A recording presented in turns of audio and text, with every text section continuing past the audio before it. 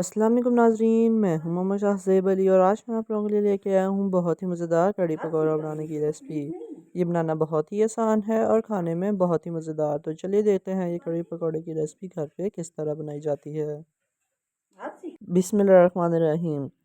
कढ़ी पकौड़ा बनाने के लिए सबसे पहले बड़े साइज़ की कढ़ाई में ऑयल लेना है और इसको अच्छे तरीके से गर्म कर लेना है।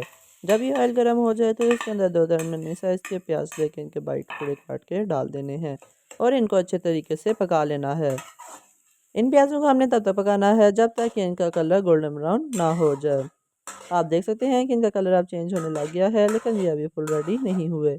इसलिए कम से कम इनकी 2 से 3 मिनट और पकाई की जाएगी ताकि इनका कलर फुल गोल्डन ब्राउन हो जाए। तो आप देख सकते हैं कि इनका कलर लाइट ब्राउन होता जा रहा है, तो इनकी 1 से 2 मिनट के लिए और अच्छे तरीके से पकाई कर लेंगे।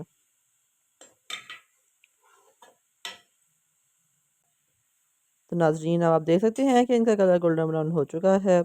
तो इसके बाद 2 दरमियाने साइज़ के टमाटर लेके इनके बारीक टुकड़े करने हैं और इसमें डाल देना है। फिर इसके बाद इसके अंदर 1 चम्मच लहसुन अदरक का पेस्ट डलेगा और 4 से 5 सब्ज़ मिर्चें काट के डाल देनी है और इन सारी चीज़ों को अच्छे तरीके से मिक्स करके इनकी भी पिटाई कर लेनी है। तो नाज़रीन आप देख सकते हैं कि सारी चीज़ें अच्छे तरीके से मिक्स हो चुकी हैं। तो इनकी 1 से 2 मिनट के लिए पकाई करने के बाद इसके अंदर थोड़ा सा पानी शामिल करेंगे और इसको इसके अंदर मिक्स कर लेंगे।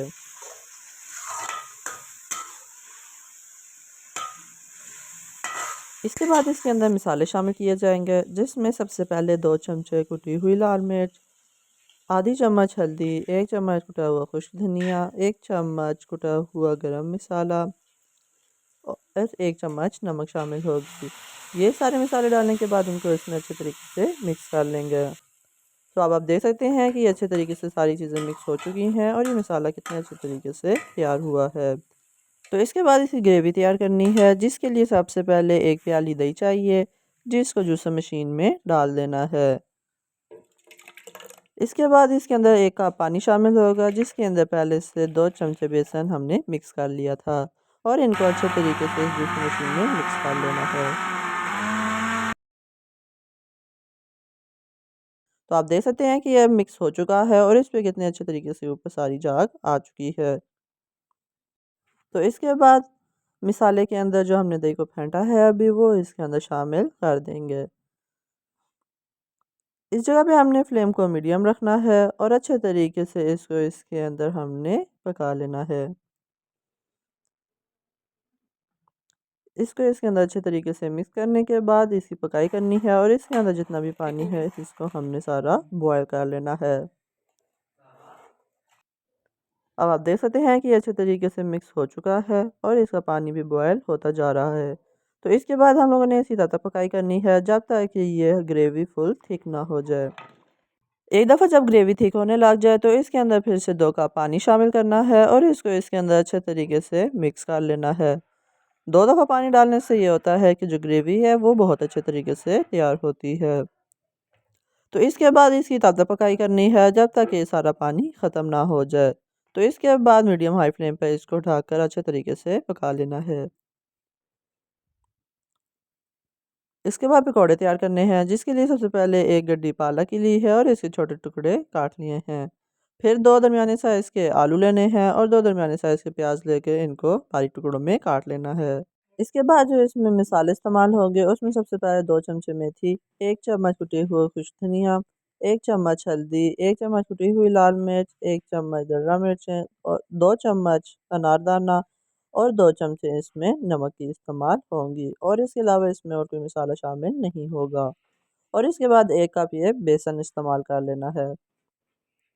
इसके बाद कोई भी बड़े साइज़ का बर्तन लेना है, जिसके अंदर ये सारी चीज़ें डाल के अच्छे तरीके से मिक्स कर लेनी है। तो सबसे पहले इसमें पालक शामिल होगी, फिर इसमें आलू डालने हैं और इसके ऊपर प्याज डाल देने हैं। इसके बाद सारे मसाले इसके अंदर शामिल कर देने हैं और उसके ऊपर बेसन डाल देना है।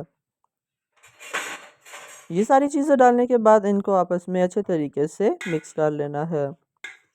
इन सारी चीज़ों को मिक्स करने के लिए भी चम्मच का इस्तेमाल कर लें, जिससे आसानी से अच्छे तरीके से मिक्स हो जाए। तो जब ये सारी चीज़ें अच्छे तरीके से मिक्स हो जाएँ तो इसके अंदर थोड़ा थोड़ा पानी डाल के इसको फिर से मिक्स कर लेना है। तो आप देख सकते हैं कि ये सारी चीज़ें अच्छे तरीके से मिक्स हो चुकी हैं और ये फुल यकजान हो गई हैं। तो इसके बाद एक फ्राइंग पैन लेना है जिसके अंदर ऑयल डाल के इसको गर्म कर लेना है। जब ऑयल गर्म हो जाए तो एक चम्मच की मदद से थोड़े थोड़े करके हमने पकौड़े इसके ऊपर डाल के अच्छे तरीके से फ्राई कर लेने हैं। फ्लेम को हमने मीडियम रखना है ताकि ये पकौड़े अच्छे तरीके से अंदर तक फुल पक जाएं। तो आप देख सकते हैं कि सारे पकौड़े हमने फ्राइंग पैन में डाल लिए हैं। तो इसके बाद हम लोगों ने फ्लेम को मीडियम लो रखना है और इनको अच्छे तरीके से फ्राई करना है तब जाके इनका कलर गोल्ड ना हो जाए। तो आप लोग देख सकते हैं कि बहुत अच्छे तरीके से फ्राई हो रहे हैं और इनका कलर भी चेंज होने लग गया है। तो इसके बाद जब इनका कलर इस तरह हो जाए तो इनको हम लोगों ने निकाल लेना है और इसको कढ़ी में शामिल कर देना है। जब पकौड़े कढ़ी में डालने हैं तो फ्लेम को हमने नीचे से बिल्कुल लो रखना है। इस जगह पे ये कढ़ी फुल तैयार हो चुकी हुई है और जब इसके अंदर पकौड़े शामिल करेंगे तो अगर नीचे फ्लेम हाई होगी तो ये सारे पकौड़े ख़राब हो जाएंगे। एक दफ़ा फिर से जो हमने पकौड़े तैयार किए हैं वो सारे इसके अंदर शामिल कर देंगे।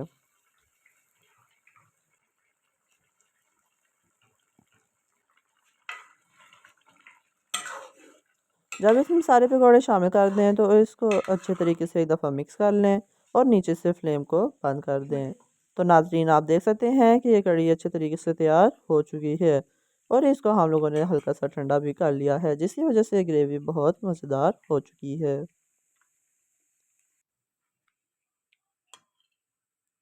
तो नाज़रीन आप देख सकते हैं कि ये कढ़ी पकौड़ा कितने अच्छे तरीके से तैयार हुआ है। तो नाज़रीन इसी के साथ आज की हमारी कढ़ी पकौड़े की रेसिपी यहीं पे मुकम्मल होती है। उम्मीद करता हूँ कि आपको पसंद आए। अगर आपको पसंद आए तो आप इसको लाइक करें, शेयर करें और हमारे चैनल को सब्सक्राइब करें ताकि आपको हमारी हर नई वीडियो की नोटिफिकेशन मिलते रहे। तो आप मिलते हैं आपसे अगली वीडियो में। तो इसी के साथ अल्लाह हाफिज़।